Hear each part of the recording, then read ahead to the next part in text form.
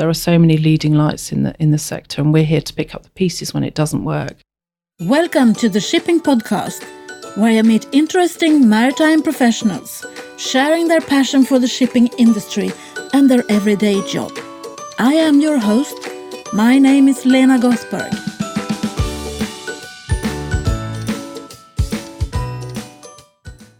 Hello, Shipping Podcast listeners, and welcome to the 116th episode of the Shipping Podcast, where you will be meeting Deborah Layde, Grants Director at Seafarers UK. That is a leading provider of grants to maritime charities and charitable maritime projects, working to help serving and ex-serving seafarers and their families who are experiencing hardship. I went to see Deborah when I was in London on May the 2nd earlier this year, and this is our chat. Welcome to the Shipping Podcast. Could you please introduce yourself? I'm Deborah Layde. I'm Grants Director at Seafarers UK. We're a maritime charity that focuses primarily on welfare and need in seafaring. So what is your background? My background is very varied, although originally my links to the sea come from both both sides of my family, actually. So my father was in the Royal Navy, and my mother was from a very tiny fishing village in Cornwall. And so a lot of her friends and relations were fishermen or volunteers in the lifeboat, or worked at sea. So I have a lot of maritime connections through history. You were introduced when you were young then? Yes. And live by this, obviously live very close. So what is your education? Education, school. What I find has been my biggest education is actually work. So working with people who have a passionate belief in what they do.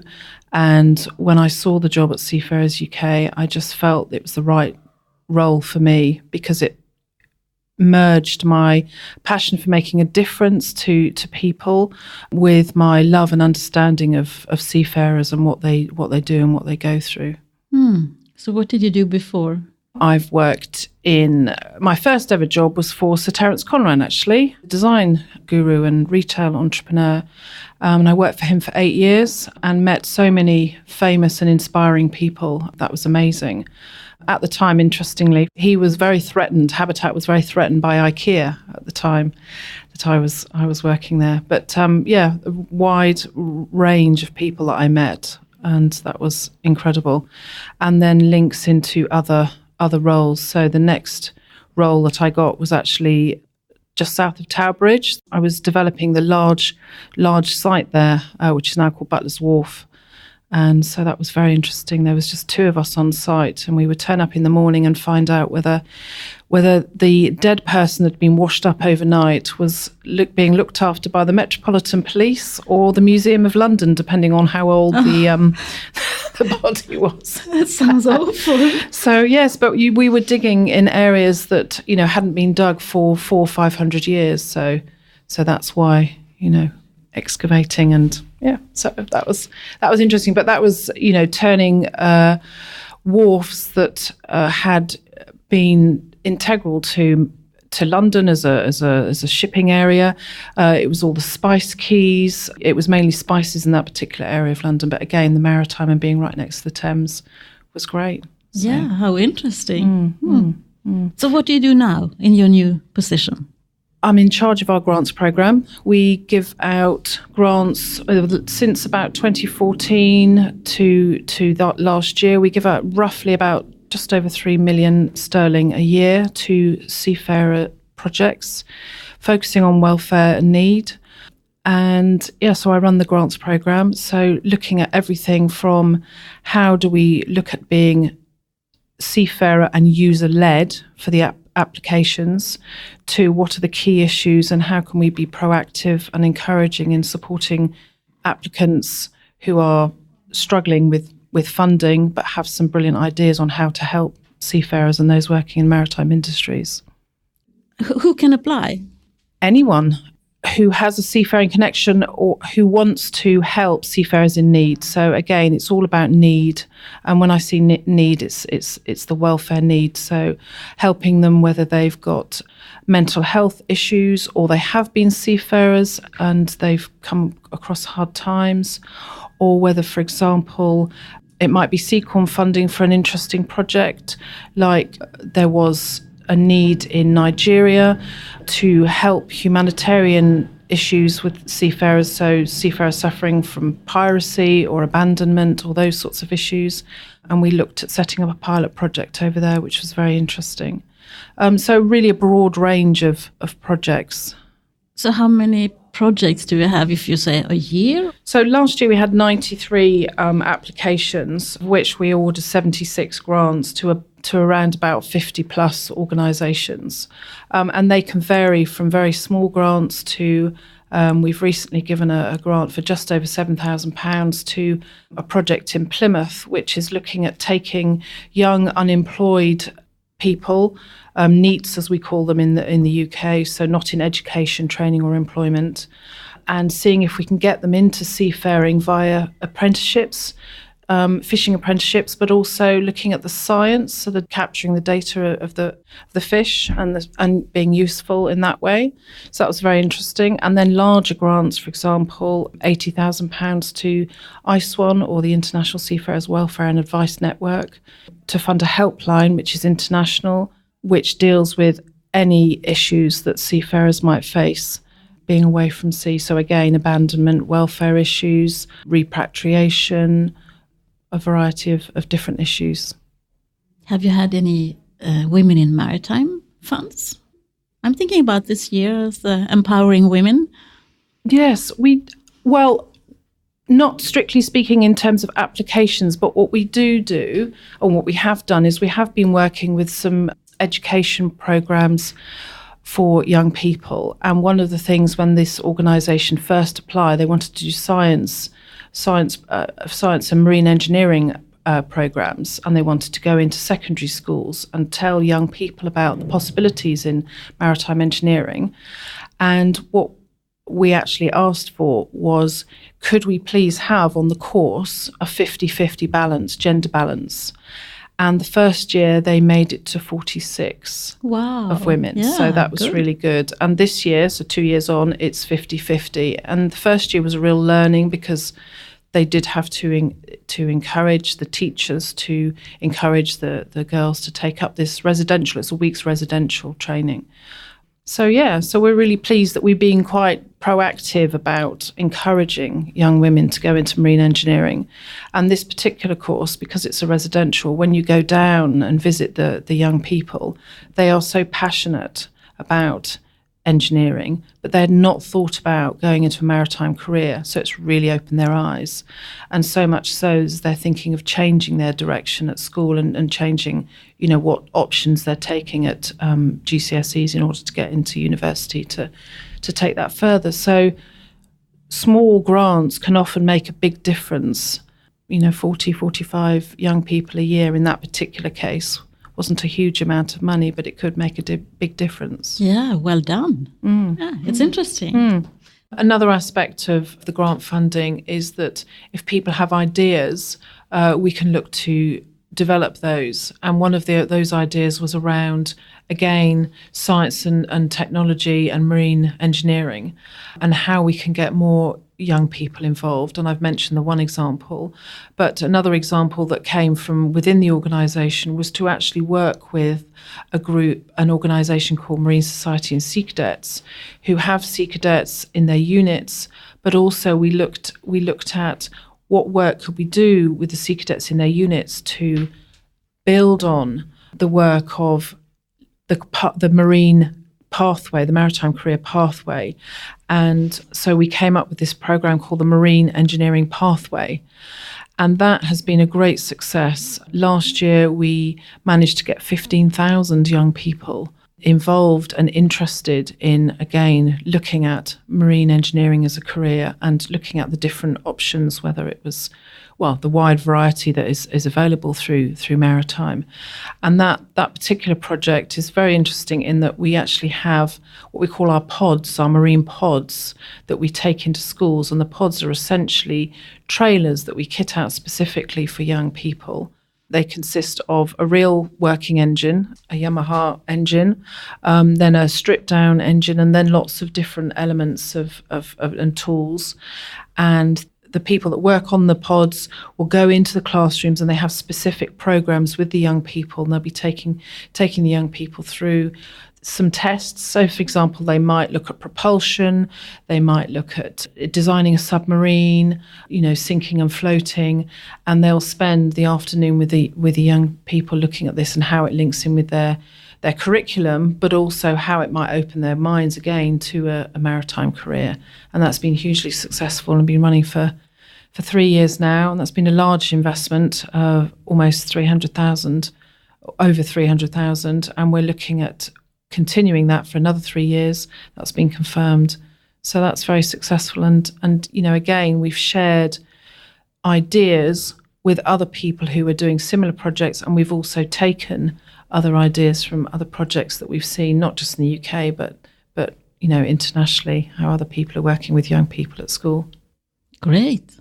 Sounds really like an interesting project. That's been very good, very successful. Yeah. So we're hoping to get over 25,000 young people this year. Wow. So in schools, but also in the Sea Cadet units themselves. Good. So we also sponsor cadets at UK Sailing Academy, and we are looking at sponsoring talented young people who wish to go into a maritime career, but they might not have the finances. They might. It's quite expensive to look at, for example, going into a professional yacht qualification. And UKSA run a specific 3-year course, which involves a degree. And we've supported over 15 cadets now. And we would look, for example, when we're interviewing them for the bursary ships, we would look to see if they already had an interest in maritime and seafaring careers. And we're quite good as well as spotting. So, for example, there was one young man who had been in the Royal Navy and wanted to continue in maritime but wasn't really sure and was interested in going to professional yachts.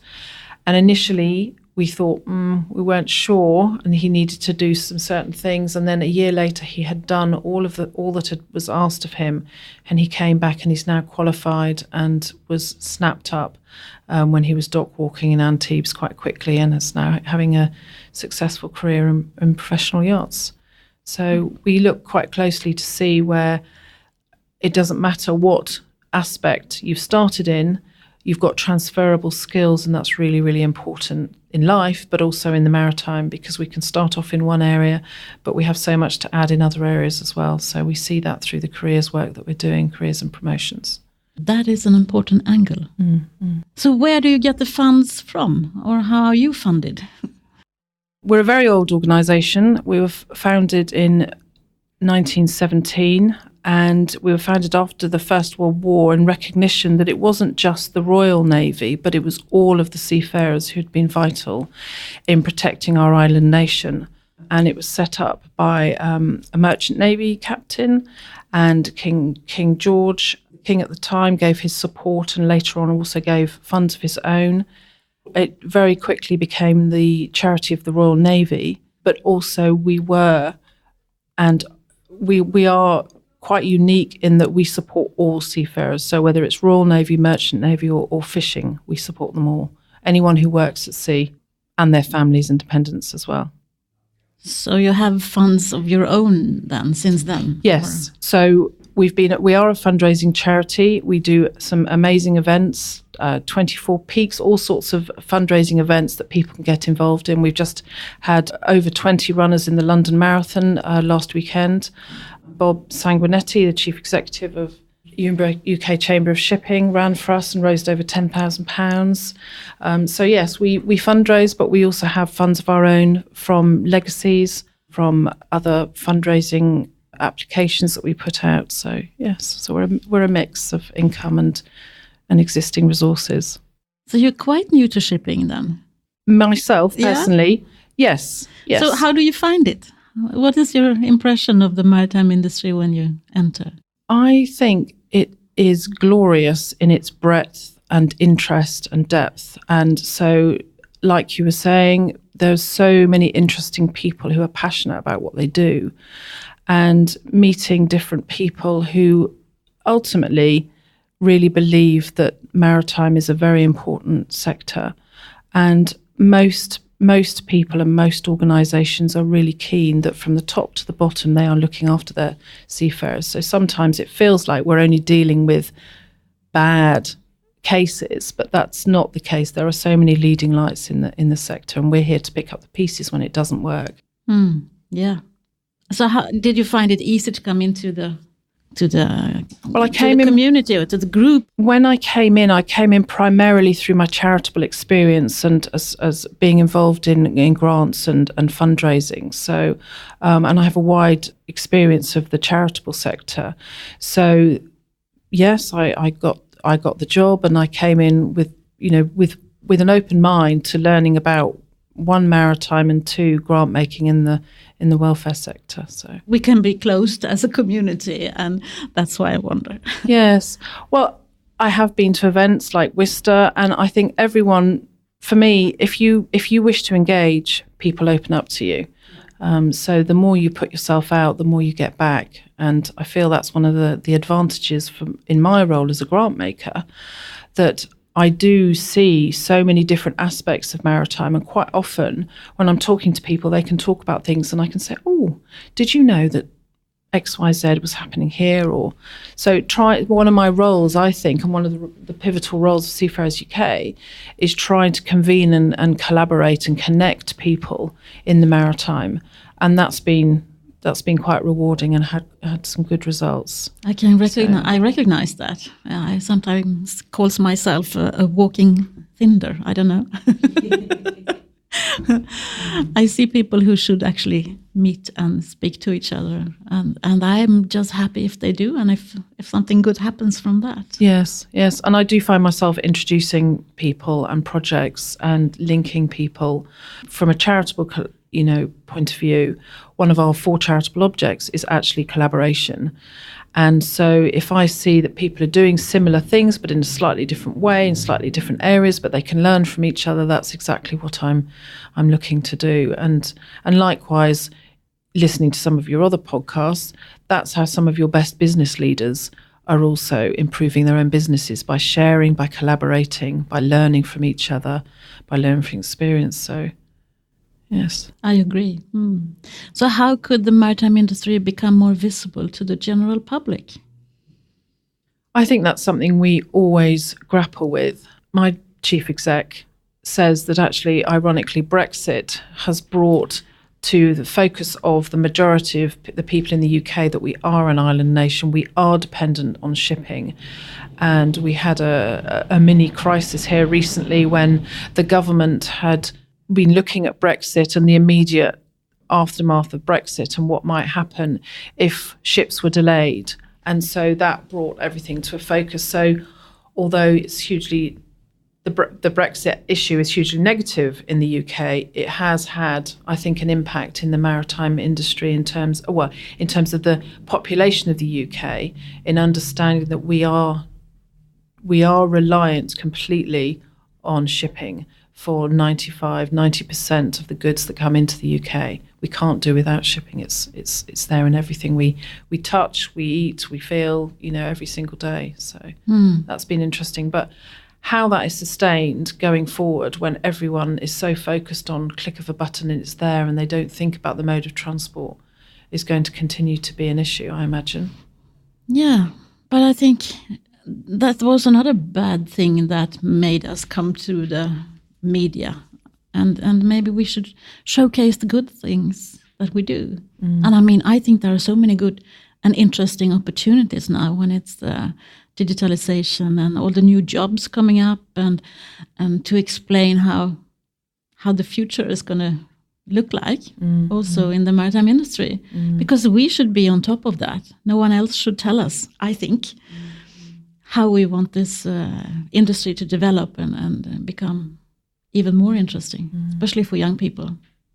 And if we want to reach them, I think we need to be where they are and not think that they will come and listen to what we have to say in our bubble. Yes. We're very involved in the Maritime Careers Promotion Forum, and that has been very interesting. And again, looking at how young people get access and even think about maritime careers. So I think there's a lot of work to be done there, but certainly our involvement and again collaboration seems to have brought different parties together and brought the people element into Maritime UK. So as well as looking at the organisations, but looking at the people. So that's been quite a success, and that's something that we need to keep pushing forward on. Definitely. Did you ever have a role model growing up? I probably had lots. I can't remember. I mean, my first role model had to be Terence Conran, who I was working for at the time, because he was amazing in that he questioned things. And that's what I also see in the maritime industry, in that people don't take it for granted that things are going to be done in a certain way. They are pushing the boundaries. And as you say, looking at digitalisation and globalisation and looking at how different countries are dealing with different maritime issues and moving forward. So, yeah, I think you need to look wider and ask questions. Don't ask why, but ask why not. And how can I contribute? That's the next question. Yeah. So who would you be interested in listening to in the shipping podcast? Who do you think I should meet the next? Matthew Cox, the chief exec of North Atlantic Fishing. Oh, I see. So that might be a different take. Him, because he is running a fishing as a big business, but he's also looking completely at the human element as well. So he's been very involved in looking at the industry more widely. So I think, like, again, some in maritime, they're looking at their own businesses, but they're also looking at the welfare issues and the issues affecting the employees in the industry. So I think he's done that in fishing. So I will have to see if I can find him and having to sit down with me. He might be quite a different interviewee. Okay. Thank you. Thank you very much for taking the time to speak to me. Okay. And best of luck. Thank you, Lena. Thank you. Thank you, Deborah. Best of luck with your new job. I'm sure we're going to hear more about you and the Seafarers UK. And I'm happy to note that you have been welcomed with open arms, just like it should be in the maritime industry. So I have been doing this shipping podcast for 4 years now. It just jumped on me today that it was on July the 31st, 2015, that I released the first episode with Captain Niels Peterson. After having spent the spring and summer of 2015 online with the Podcasting School for Women, trying to understand how to podcast. How little did I know then? I had no idea what I was getting myself into, that's for sure. But have I had fun on this journey. I have learned so many things about myself, about the maritime industry, about podcasting, and about many other things. I have discovered yet a hidden male-dominated industry, and I have learned a lot of new tech. I have tested so many different things I would never have dreamed about before, and if I may say so myself, I have had some success. This podcast has been downloaded more than 210,000 times in 165 countries and some more around the world. For being a niche podcast, as the shipping podcast is, that is actually rather good. So many things have changed the last 4 years. Podcast has become more mainstream. It's not as odd as the actual podcaster anymore. It's quite common to listen to podcasts nowadays. That was definitely not the case 4 years ago when I started. I think that I have held at least 100 different mobile phones in my hand, showing and teaching people about how to listen to a podcast. I am happy that I saw the void in our industry for a podcast. Now there are a few more really good ones out there. But I'm happy that I started this, because I think this is also an area of the maritime industry that needs to change. Printed media is not everyone's cup of tea these days. I will leave you with a question: what is your contribution to a developed maritime industry? The guest in my next episode has a great answer to that. So, from me to you, over and out. Thank you for listening to the Shipping Podcast. Don't forget to tell everyone that you meet that there is a shipping podcast available and that they should download it and listen to the maritime professionals who are sharing their passion for the shipping industry.